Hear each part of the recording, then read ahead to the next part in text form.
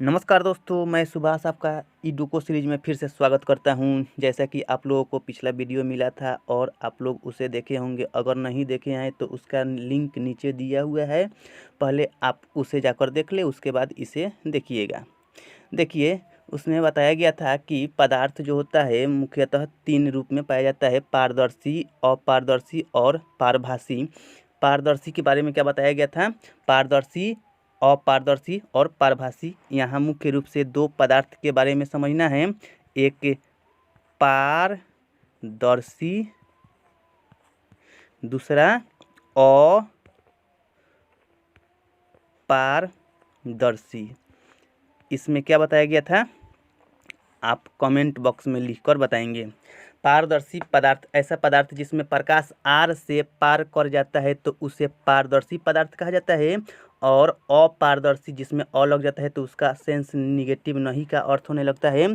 तो अपारदर्शी अर्थात ऐसा पदार्थ जिसमें प्रकाश आर से पार नहीं कर पाता है तो उसे अपारदर्शी पदार्थ के रूप में जाना जाता है।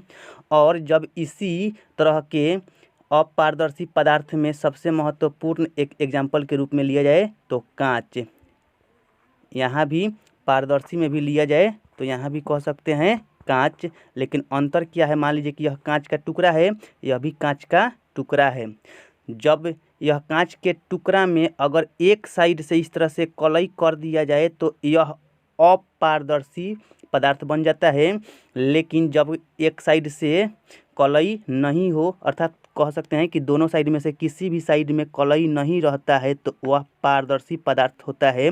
और इस तरह से यहाँ हम लोगों को जो अगला टॉपिक मिलने वाला है इस चैप्टर का सबसे महत्वपूर्ण टॉपिक, यह अपारदर्शी पदार्थ, जैसे कि कांच एग्जाम्पल हम लोग लिए हैं तो इस कांच में अपारदर्शी है और यह अपारदर्शी पदार्थ के द्वारा ही परावर्तन का घटना घटता है। परावर्तन का घटना घटता है।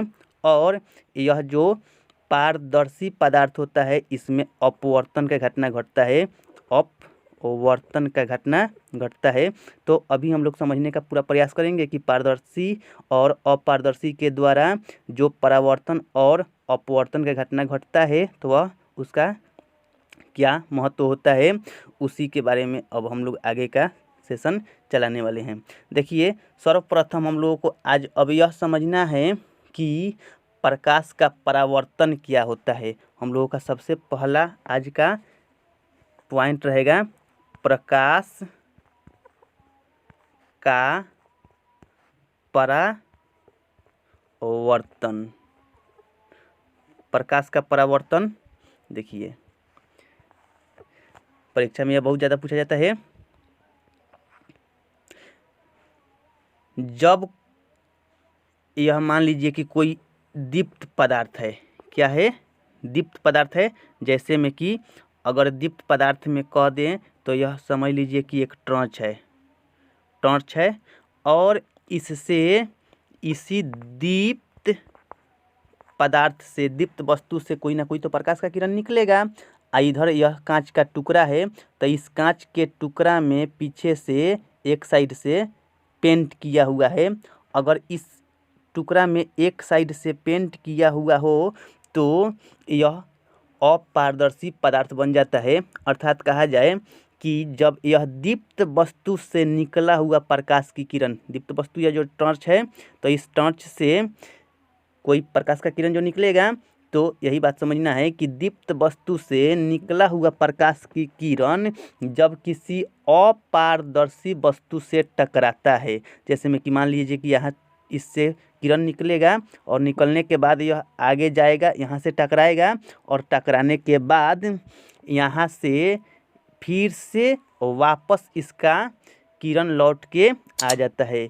तो यहाँ समझना है कि यह प्रकाश का किरण इधर से जा रहा है और यह दर्पण MN से सूचित किया जा सकता है। तो MN इस जब यह कांच का जो टुकड़ा था पीछे से एक साइड से कलई कर दिया गया तो इसे अब दर्पण के नाम से जाना जाएगा। तो यहाँ समझना है कि जब दीप्त वस्तु से निकला हुआ प्रकाश की किरण किसी अपारदर्शी वस्तु से टकराता है, अर्थात यहाँ कांच का टुकड़ा एक दर्पण के रूप में अपारदर्शी का रूप ले लिया है, तो किसी अपारदर्शी वस्तु से टकराता है तो टकराने के बाद वह किरण उसी दिशा में फिर लौटकर वापस आ जाता है। इस प्रकार से प्रकाश के किरण को वापस लौट आने की घटना ही प्रकाश के परावर्तन के नाम से जाना जाता है। अब आगे के टॉपिक हम लोगों को यह समझना है। देखिए, प्रकाश के परावर्तन में क्या होता है कि यह जो किरण आने वाला होता है इसे आपतित किरण कहा जाता है। क्या आ रहा है किरण, इसीलिए इसका नाम दिया गया है आपतित किरण। आपतित किरण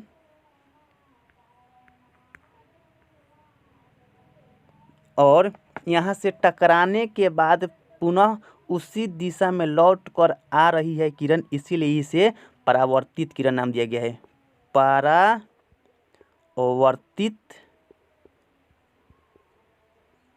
किरण। आपतित किरण क्या है? जब जो दीप्त वस्तु से निकला हुआ प्रकाश की किरण दर्पण तक ले जो किरण आती है तो उसे आपतित किरण कहते हैं, तथा दर्पण से टकराकर वह उसी दिशा में फिर वापस लौट कर आती है तो उसे परावर्तित किरण के नाम से जाना जाता है। और जिस बिंदु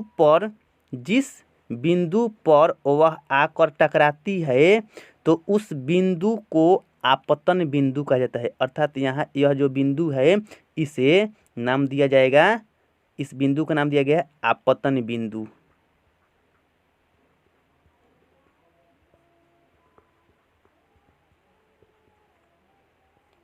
आपतन बिंदु।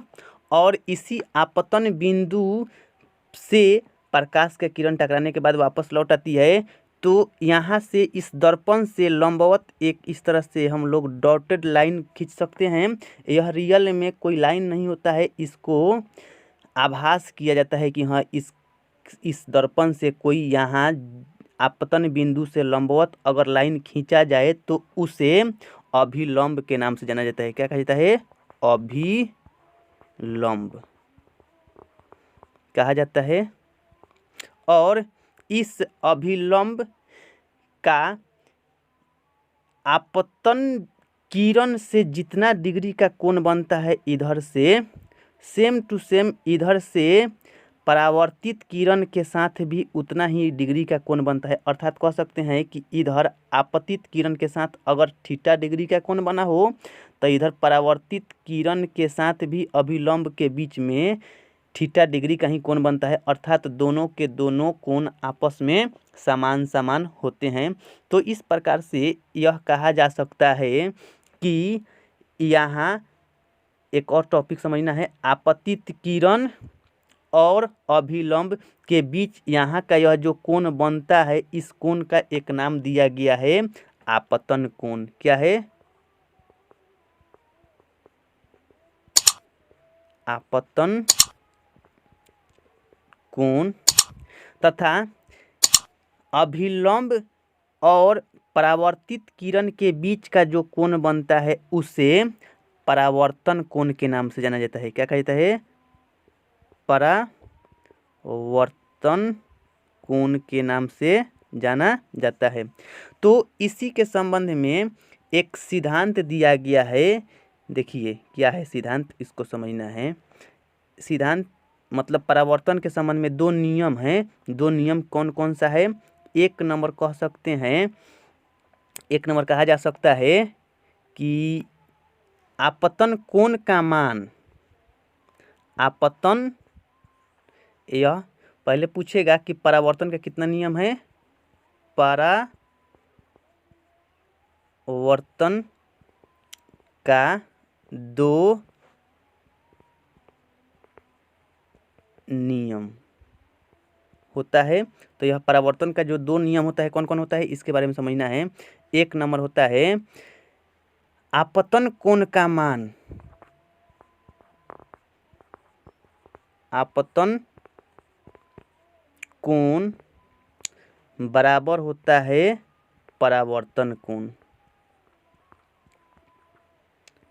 परावर्तन कोण, अर्थात कह सकते हैं आपतन कोण को कोण आई तथा परावर्तन कोण को कोण आर से सूचित किया जा सकता है। तो कह सकते हैं कि आपतन कोण आई का मान और परावर्तन कोण आर का मान आपस में समान होता है।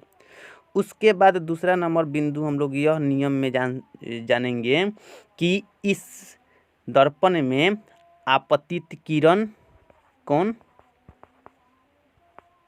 आपतित किरण, परावर्तित किरण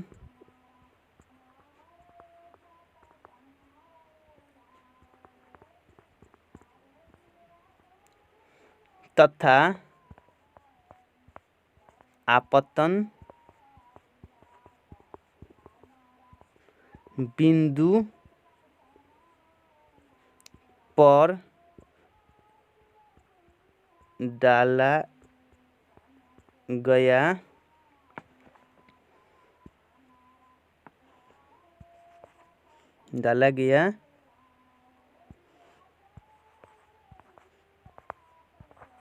अभिलंब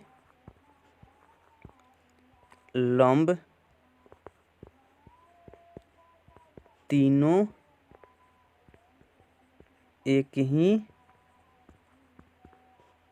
दिशा में होते हैं। इसे देखिए यहाँ आपतन कोण, जिसे आपतन कोण को कोण आई से सूचित किया जाता है, आपतन कोण को कोण आई से सूचित किया जाता है और परावर्तन कोण को कोण आर से सूचित किया जाता है। तो यह आपतन कोण का मान परावर्तन कोण के मान से बराबर है तथा आपतित किरण और परावर्तित किरण तथा आपतन बिंदु पर डाला गया अभिलंब, यह तीनों के तीनों एक ही तल में होता है, अर्थात एक ही दिशा में, एक ही साइड में होता है। इसीलिए यह दोनों नियम को परावर्तन के नियम के नाम से जाना जाता है। उसके बाद हम लोगों को यह अगला टॉपिक यह समझना है कि यह जो दर्पण बनता है, जैसे में मान लीजिए कि एग्जांपल लिया गया था, यह कांच का कोई टुकड़ा है और इस कांच के टुकड़ा में से अगर एक साइड से पेंट कर दिया जाए तो यह दर्पण का रूप ले लेता है। अर्थात दर्पण मतलब कि कांच का कोई टुकड़ा में से जब एक साइड से कलई कर दिया जाता है तो उसे दर्पण कहा जाता है। और एक और इसमें सवाल पूछ दिया जाता है कि यह जो कलई किया जाता है तो कलई करते समय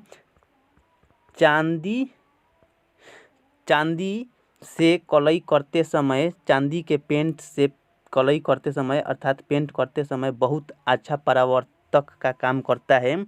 लेकिन जनरली जो हम लोग अपने घर में दर्पण यूज करते हैं तो वह चांदी का नहीं होता है, पेंट से पेंटिंग किया हुआ रहता है पीछे से। लेकिन चांदी से अगर उसे कलई किया जाए तो बहुत अच्छा परावर्तन का काम करता है। तो यह ऑब्जेक्टिव के दृष्टिकोण से चांदी पूछेगा तो आंसर दिया जाएगा। देखिए यह जो कांच का शीशा था, इस कांच के शीशा में से यानी कि शीशा था और इसके पीछे पेंट कर देने से यह एक तरह से अपारदर्शी वस्तु का रूप ले लिया। और जब अपारदर्शी वस्तु का रूप ले लिया तो इसमें यहाँ यहाँ यहाँ यहाँ यहाँ यहाँ कहीं भी जब प्रकाश पड़ेगा तो वहाँ से परावर्तन होना शुरू हो जाएगा। अर्थात जब यहाँ किसी भी बिंदु पर प्रकाश का किरण पड़ने के बाद वहाँ से प्रकाश के किरण परावर्तित होने लगेगा। इसीलिए यहाँ से लेके और यहाँ तक जो सतह का टोटल लंबाई है, इस पूरे सतह के लंबाई को परावर्तक सतह के नाम से जाना जाता है। क्या कहा जाता है? परावर्तक सतह। तब परावर्तक सतह क्या है? ऐसा सतह जिससे प्रकाश का परावर्तन होता है उसे परावर्तक सतह के नाम से जाना जाता है। उसके बाद एक अगला टॉपिक समझना है, यह जो सतह होता है ना, सतह कह सकते हैं कि परावर्तक सतह,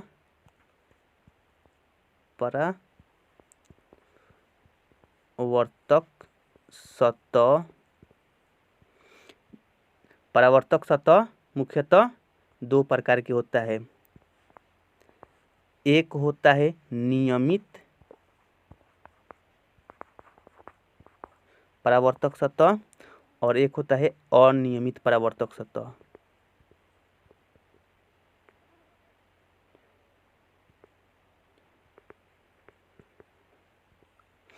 अर्थात जब प्रकाश के किरण, मान लीजिए कि यह एक परावर्तक सतह है सीधा, और कोई एक इस तरह से कोई है जिसमें यह कांच के टुकड़ा में पीछे से पेंट कर दिया जाए और इसमें भी अगर पीछे से पेंट कर दिया जाए, तो यहाँ प्रकाश के किरण पड़ने के बाद यह एकदम रेगुलर, अगर यहाँ समांतर कोई प्रकाश के किरण दिया जा रहा है तो यहाँ समांतर ही वहाँ प्रकाश के किरण का परावर्तन होता है। तो इस तरह से जो प्रकाश के किरण समान अंतर पर समांतर प्रकाश के किरण आपतित होता है तो उसके परावर्तित किरण भी समांतर ही हो, तो इस तरह से बनने वाले परावर्तक सतह को नियमित परावर्तक सतह कहा जाता है।